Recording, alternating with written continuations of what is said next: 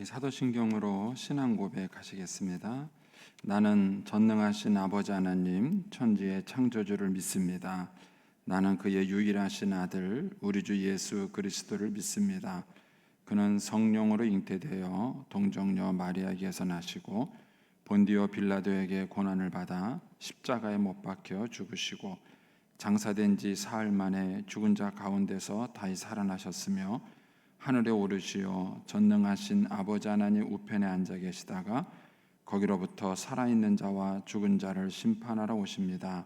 나는 성령을 믿으며 거룩한 공교회와 성도의 교제와 죄를 용서받는 것과 몸의 부활과 영생을 믿습니다.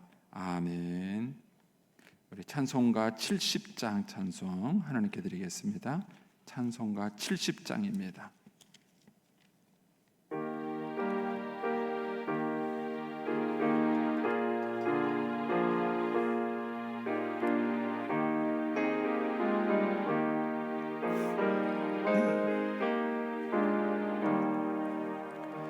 피난처 있으니 환난을 당한 자 이리 오라.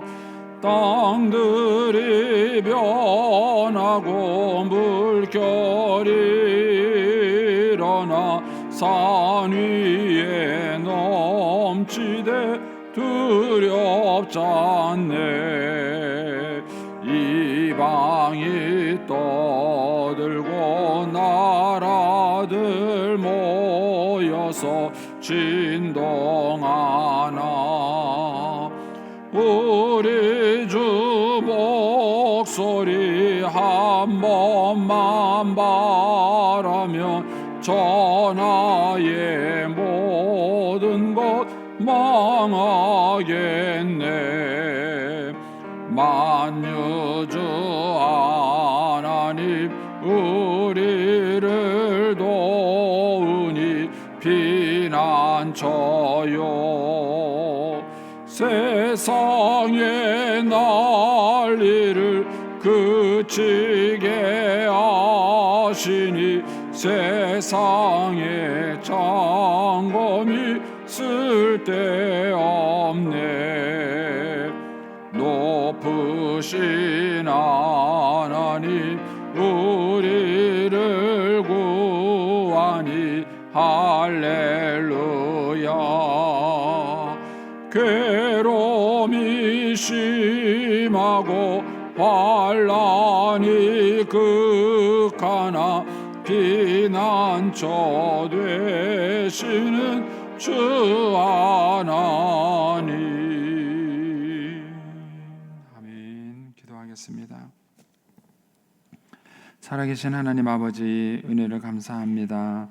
지난 간밤에도 눈동자같이 지켜주시고 주님 품 안에서 편히 쉬게 하셨다가 이 새벽에도 저희들을 주 앞에 불러주심을 감사합니다. 오늘도 저희들에게 새날 주시고 또 생명 주시고 건강 주셨는데 이 한날도 주님과 더불어 동행하게 하시고 주를 기쁘시게 하는 한날 되게 하여 주옵소서.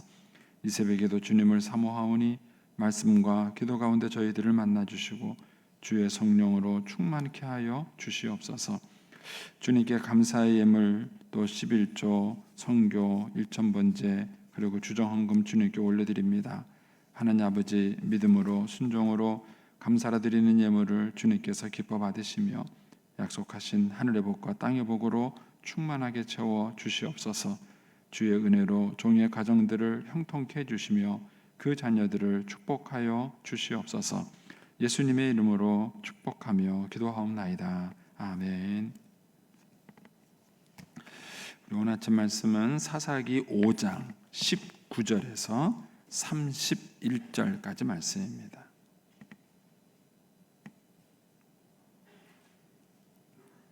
사사기 5장 19절에서 31절까지 말씀입니다. 같이 봉독하겠습니다. 왕들이 와서 싸울 때에 가나안 왕들이 무깃도 물가 다낙에서 싸웠으나 은은 탈취하지 못하였도다. 별들이 하늘에서부터 싸우되 그들이 다니는 길에서 시스라와 싸웠도다. 기송강은 그 무리를 표류시켰으니 이 기송강은 옛 강이라 내 영혼아 내가 힘 있는 자를 밟았도다. 그때 군마가 빨리 달리니 말굽소리가 땅을 울리도다. 여호와의 사자의 말씀에 메로스를 저주하라. 너희가 거듭거듭 그 주민들을 저주할 것은 그들이 와서 여호와를 돕지 아니하며 여호와를 도와 용사를 치지 아니함이니라 하시도다. 겐 사람 헤벨의 아내 야일은 다른 여인들보다 복을 받을 것이니 장막에 있는 여인들보다 더욱 복을 받을 것이로다.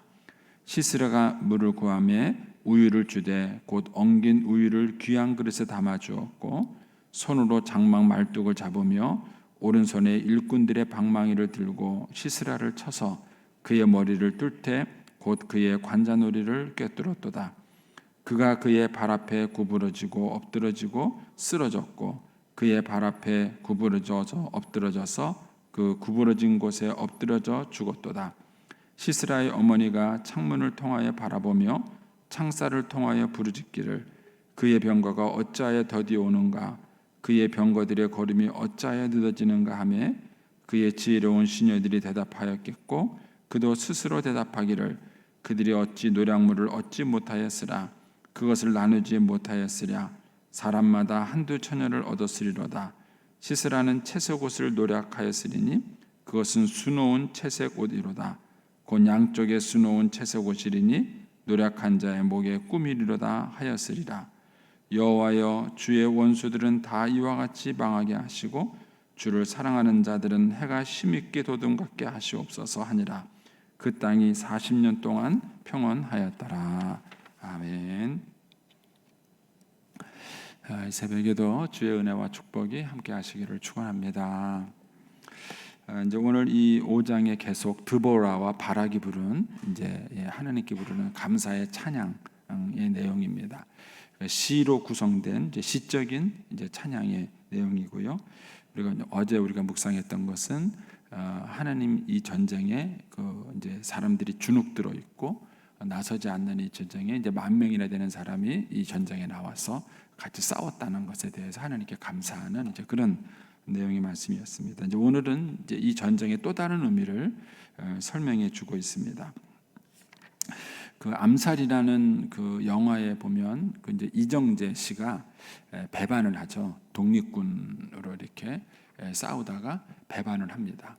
그리고 이제 맨 나중에 그 영화의 끝장면에서 이제 그 이정재가 이제 독립군에 의해서 죽으면서 이제 그런 얘기를 하죠. 왜 배신했느냐? 이제 이렇게 이제 동료가 물어보니까 하는 얘기가 광복이 될 줄 누가 알았겠냐?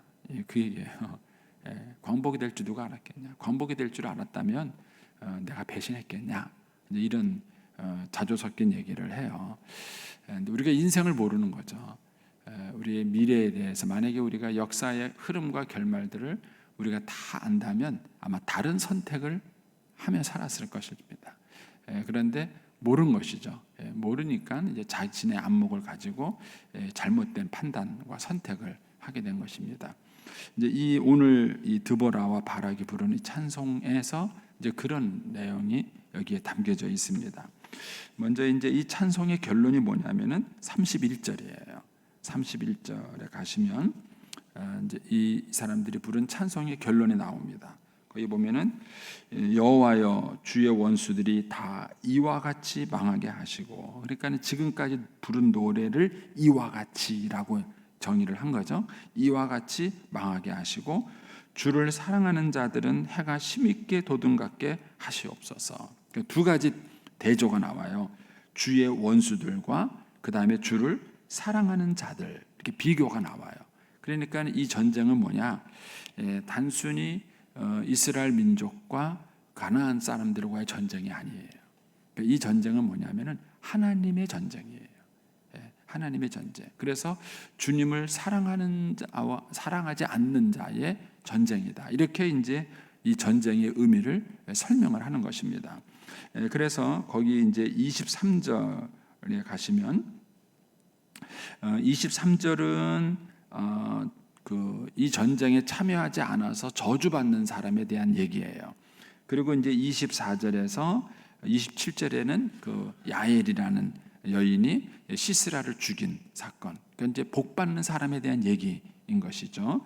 근데 23절에 가시면 여호와의 사자의 말씀에 메로스를 저주하라. 너희가 거듭거듭 그 주민을 저주할 것은 그들이 와서 여호와를 돕지 아니하며 여호와를 도와 용사를 치지 아니함이로다. 이런 얘기를 하는 거예요. 이 메로스가 어떤 나라인지는 모릅니다. 왜냐하면 성경에 여기에 딱 한 번 나와요. 여기에 딱 한 번 나오니까 도대체 이 메로스라는 나라가 어느 나라인지를 알 길이 없어요. 그래서 이 메로스에 대해 정확한 건 모르고 다만 이 23절의 표현으로 봐서는 이 메로스라는 나라나 이 부족이 이스라엘 편을 들어야 마땅했던 나라인 것 같아요. 그런데 돕지 않은 것입니다. 여러 가지 이유가 있었겠죠. 그래서 이 전쟁을 돕지 않은 메로스를 하나님은 저주하라 이렇게 말을 해요. 그래서 이 메로스가 참여하지 않은 것을 거의 23절 다시 보시면 뭐라고 설명을 하냐면은 그들이 와서 드보라와 바락을 돕지 않았다 이렇게 말하지 않고 여호와를 돕지 않았다 이렇게 말을 하는 거예요. 그러니까는 이 전쟁은 하나님의 전쟁이고 하나님의 뜻을 이루는 전쟁인데 그들이 이 전쟁에 참여하지 않은 것은 하나님을 돕지 않은 것입니다. 여기서 도왔다는 표현이 좀 그렇긴 하지만 하나님은 전능하신 분이니까 도움이 필요한 분이 아니에요. 여기서 이제 돕다는 얘기는 참여하지 않았다는 뜻이에요. 하나님의 뜻에, 하나님의 나라의 전쟁에 참여하지 않았다는 것입니다. 반면에 24절에 가면은 이 야엘은 복을 받아라 이렇게 나와요. 거기 보면은 야엘은 겐사람 헤벨의 아내 야엘은 다른 여인들보다 복을 받을 것이다. 그 장막에 있는 여인들보다 이 장막에 있는 여인들은 비교예요. 이 여인들은 아무것도 안 하고 가만히 있었던 거예요. 근데 반면에 이 야엘이라는 여인은 이 전쟁에 적극적으로 참여를 한 거죠. 그래서 더욱 복을 받을 것이다 이렇게 말을 해요. 그러니까 이 야엘이라는 여인이 더욱 복을 받게 된 것은 31절 말씀을 만약에 표현해서 비교해서 한다면은 야엘은 뭐예요? 주를 사랑하는 여인인 거예요. 그러니까는 주를 사랑해서 시스라를 죽인 거예요.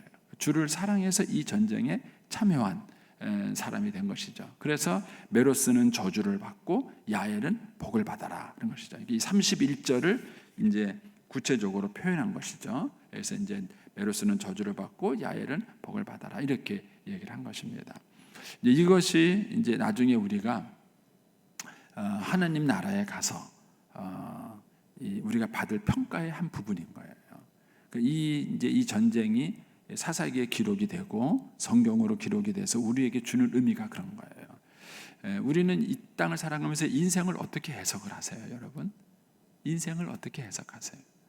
내 쪽에서만 의미를 생각하면은 대체 인생이 나한테 무슨 의미가 있는가, 내가 어떤 것인가 이렇게 될 거예요. 만약에 뭐가 똑같으냐면은 우리나라가 일제 시대 때 있을 때 살기가 얼마나 어려워요. 근데 그 시대에 사는 사람 가운데는 그저 자기 한 사람 목숨, 자기 가족의 목숨 살리려고 아둥바둥 거리며 산 사람이 있을 거예요. 그런 사람들은 조국이 해방되고 난 다음에 아무 할 말이 없는 거예요. 당신은 조국이 망했을 때, 일제 치하했을 때 뭐 했느냐? 아무 할 말이 없는 거예요. 그런데 해방이 됐을 때 독립군을 한다든지 아니면 독립군을 도왔다든지 그들에게 무슨 자금이라도 댔다든지 이런 사람들은 해방이 되고 난 다음에 할 말이 있는 거예요. 당신은 일제시대 때 뭐 했느냐? 나는 우리 조국의 독립을 위해서 싸웠다. 내 아들을 독립군으로 내보냈다. 아니면은 내가 이 전쟁에 참여하기 위해서 무슨 독립군 군자금을 댔다. 이렇게 말을 할 수 있겠지요. 그러니까 우리가 하늘나라에 갔을 때 하나님이 정확하게 그걸 물어보신다는 거예요. 지금 우리는 하나님 나라의 전쟁을 하고 있는 거예요. 사람들이 인생이라는 것을 자기 관점에서만 굉장히 소극적으로 해석을 하는 거예요. 근데 우리가 하나님 나라에 갔을 때 하나님이 물어보시는 거예요. 너 그때 뭐 했냐? 하나님 나라의 확장을 위해서 사람들이 순교하기도 하고 헌신하기도 하고 이렇게 살아갈 때 너는 이 하나님 나라의 건설을 위해서 뭐 했느냐? 이렇게 주님이 물어보시는 거예요. 그때 우리가 무엇이라고 말할 수 있겠는가 하는 거죠. 이런 의미에서 여러분들이 인생을 개인의 관점이 아닌 하나님 나라의 관점에서 여러분들이 생각을 하셔야 돼요. 하나님 나라의 전쟁이 일어났을 때에 그때 내가 하나님 앞에 가서 내가 이 하나님 나라의 전쟁을 위해 이 하나님 나라의 확장을 위해서 내가 무엇을 했는가 하는 거예요. 결국 인생의 판걸음은 어디서 나는가? 여기 31절에 나오는 것처럼 주를 사랑하는 자와 사랑하지 않는 자의 차이인 거예요. 그러니까 이 전쟁에 참여한 사람들은 주님을 사랑해서 이 전쟁에 참여한 거예요. 이 전쟁이 하나님의 뜻인 줄 알고 그래서 그들이 목숨을 걸고 이 전쟁에 참여한 것입니다. 그래서 그 주를 사랑하는 자에게 해가 힘있게 돋은 것처럼 그들을 축복해달라, 그들에게 복을 달라라고 이제 이 드보라와 바락이 이제 이 노래의 마지막 결론을 내리는 것입니다. 그러니까 결국 우리가 인생을 살아가는 동안에 여러분들이 그런 관점에서 생각을 해보셔야 되는 거예요. 사람들이 코로나 때문에 다 힘들고 어려울 때 그 사람들이 힘들고 어렵다고 말하는 게 뭔가? 그 사람들이 먹고 사는 이 문제만 고민하는 거예요. 그리고 자기 인생의 관점에서만 그들이 고민하는 것입니다.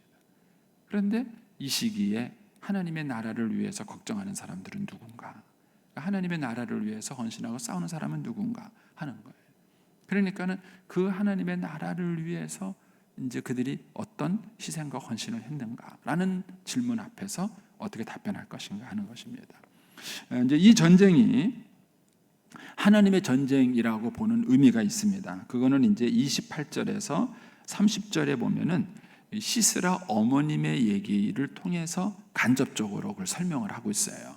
지금 이제 이 시스라의 엄마는 자기 아들이 전쟁터에 나갔으니까 당연히 이제 이제나 저제나 돌아오기를 기다리는 거죠. 그래서 이제 그 아들이 이제 승리의 소식을 가지고 살아서 돌아오기를 이제 엄마로서의 심정을 가지고 얘기를 하는 거예요. 그런데 이제 이 이야기 속에 하나님의 이제 그런 뜻이 담겨져 있습니다. 여기 보면 28절에 시스라의 어머니가 창문을 통하여 바라보며 창살을 통하여 부르짖기를 그의 병과가 어찌하여 더디 오는가? 그의 병거들은 걸음이 어찌하여 늦어지는가? 그러니까 올 때가 지났는데 왜 안 오냐? 이제 이러면서 이제 엄마로서의 걱정을 담은 것이죠. 그러니까 이제 29절에 그의 지혜로운 시녀들이 대답하기를, 그러니까 이 지혜로운 시녀는 인간적으로 지혜로운 거예요. 그러니까 이제 엄마의 마음을 알고 엄마의 마음에 잘 이렇게 뭐랄까요, 부합돼주는 얘기를 해주는 거죠. 이제 걱정하지 말라 하면서 그의 지혜로운 시녀들이 대답하겠고 그도 스스로 대답하기를. 그러니까는 30절에 있는 내용이 그 지혜로운 시녀들의 생각이나 시스라 엄마의 생각이나 같은 생각이다 이런 거예요. 그 지혜로운 시녀도 30절처럼 대답을 했고 시스라의 엄마도 스스로 대답하기를 30절처럼 대답을 했다는 거예요. 30절의 사고 방식이 이 시스라 사람, 즉 가나안 문화를 가진 사람들의 사고 방식인 거예요. 근데 거기에 뭐라고 되어 있습니까? 30절에 보면은 그들이 어찌 노량물을 얻지 못하였으랴 그것을 나누지 못하였으랴 사람마다 한두 처녀를 얻었으리로다 이렇게 말을 해요. 그들은 이 전쟁에 대해서 엄마가 기대하는 게 뭐예요? 이 기대하는 게 뭐냐면 노량물, 그 다음에 한두 처녀, 그 다음에 채색 옷 이렇게 말하네요. 이 세 가지를 같이 취급을 하는 거예요.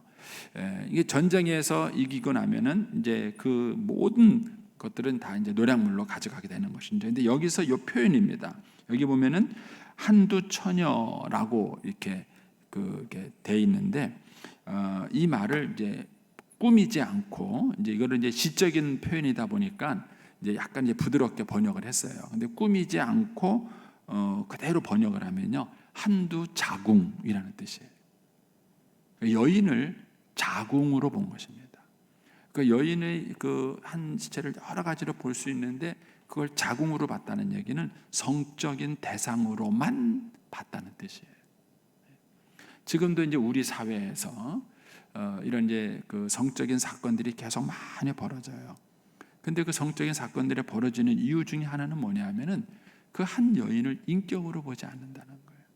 제가 이제 그 유튜브에서 본 것 같은데 한 할아버지의 이야기인가, 한 노인의 이야기인가, 제 제목은 잘 기억이 안 나요.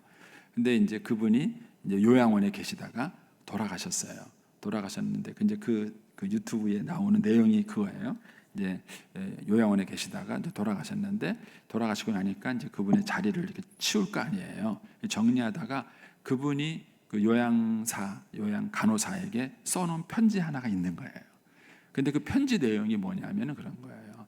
당신은 이 늙어빠진 한 노인네가 맨날 소리나 지르고 그다음에 귀찮게 하는 한 노인으로만 봤겠지만 나에게도 이런 세월이 있었어. 이러면서 그분이 자기 이야기를 쭉 써요.